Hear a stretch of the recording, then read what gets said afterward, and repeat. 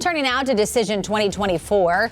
Because of its placement on the early primary calendar, South Carolina can have enormous power in picking the next president of the United States. NBC's Daisha Burns spoke with folks all across the Palmetto State to unpack their views on Nikki Haley versus the rest of the GOP field and former President Trump. The path that Haley's campaign sees to the nomination goes in part like this: survive the January contests in Iowa and in New Hampshire and make it here to South Carolina, Nikki Haley's backyard. The problem is that Nikki Haley's backyard still seems to be largely Trump country.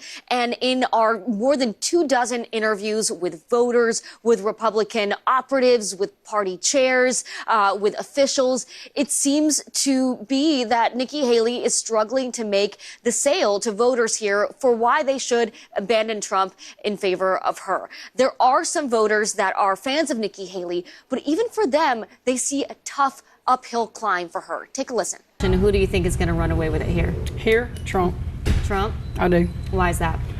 Just because he caters to a lot of what the South Carolina, more rural, more laid back people, what they're wanting to happen with the economy, with the world, so forth, so on. Right now, I'm leaning more toward, I think, Nikki Haley. Not because she was governor here, but I think she's got some experience to go in there, both running state and international, being a diplomat.